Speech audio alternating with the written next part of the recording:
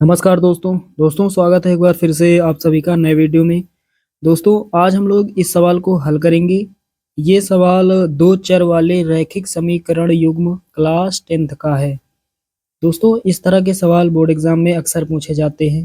तो चलिए दोस्तों इस सवाल को हल करते हैं। बहुत ही आसान सवाल है। तो यहाँ पर लिखा हुआ है के किस मान के लिए रैखिक समीकरण युग्म के एक्स प्लस वाई बराबर के स्क्वायर तथा एक्स प्लस के वाई बराबर 1 के अनंत हल होंगे। चलिए दोस्तों हल करते हैं। तो यहाँ पर लिखेंगे सबसे पहले हल। तो यहाँ पर हमें दो रैखिक समीकरण दिए गए हैं। तो यहाँ पर पहला समीकरण है के एक्स प्लस वाई बराबर के स्क्वायर। एक समीकरण और दिया गया है एक्स प्लस के वाई बराबर 1। चलिए सारे मान एक तरफ कर लेते हैं। इसको इस तरफ कर लेंगे और इसको भी इस तरफ कर लेंगे। तो यहाँ पर इसको हम लिख सकते हैं। तो यहाँ पर लिखेंगे या के एक्स प्लस वाई बराबर के उस तरफ के स्क्वायर प्लस का है, इधर आएगा माइनस का हो जाएगा के स्क्वायर बराबर 0। इसी प्रकार यहाँ पर एक्स लिखेंगे प्लस के वाई लिखेंगे, एक उधर प्लस का है इधर आएगा माइनस का हो जाएगा बराबर 0।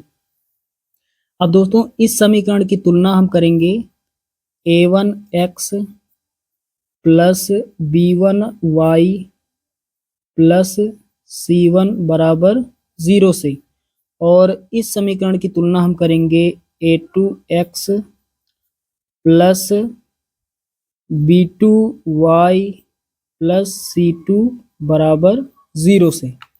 चलिए दोस्तों तुलना करके a1 b1 c1 और a2 b2 c2 का मान निकाल लेते हैं। तो x के बराबर है तो a1 बराबर k हो जाएगा। b1 बराबर कितना होगा y के बराबर है तो b1 का मान कितना हो जाएगा, y को 1 से गुणा कर सकते हैं तो b1 का मान कितना 1। उसके बाद c1 का मान कितना माइनस के स्क्वायर, c1 बराबर माइनस के स्क्वायर। उसके बाद यहाँ पर तुलना करेंगे तो a2 बराबर कितना होगा, a2 बराबर x के बराबर है तो a2 का मान कितना होगा 1। उसके बाद y के बराबर है तो b2 बराबर k।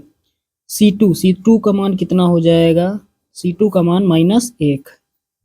चलिए दोस्तों इतना आप सभी लोग समझ गए। अब यहाँ पर अनंत हल की बात हो रही। तो अनंत हल के लिए शर्त क्या होती है, तो यहाँ पर लिखेंगे। तो अनंत हल के लिए दोस्तों शर्त क्या होती है, a1 बटे a2 बराबर b1 बटे b2 बराबर c1 बटे c2। चलिए यहाँ पर मान रख देते हैं a1 का मान कितना है k बटे a2 का मान 1 है बराबर b1 का मान 1 बटे b2 का मान k बराबर c1 का मान कितना है माइनस का के स्क्वायर बटे c2 का मान -1। अब यहाँ पर किन्हीं दो मानों को ले लेते हैं। इन दोनों को ले सकते हैं या फिर इन दोनों को हम ले सकते हैं। चलिए इन दोनों को ले लेते हैं। तो यहाँ पर k बटे 1 बराबर 1 बटे k। यहाँ पर तिर्यक गुणा करेंगे तो k का गुणा k से होगा तो k स्क्वायर हो जाएगा बराबर 1 का गुणा 1 से होगा 1 होगा, तो इसको हम 1 का स्क्वायर लिख सकते। अब दोस्तों यहाँ पर लिखेंगे तुलना करने पर। तो यहाँ पर लिखेंगे तुलना से। तो जब तुलना करेंगे तो तुलना में जो चीज़ बराबर होती है उसको छोड़ दिया जाता है। पावर के बराबर है तो पावर दोनों तरफ हटा देंगे तो k बराबर कितना 1, तो k बराबर 1। तो k का मान हमने निकाल लिया है। तो यही हमारा फाइनल आंसर हो जाएगा।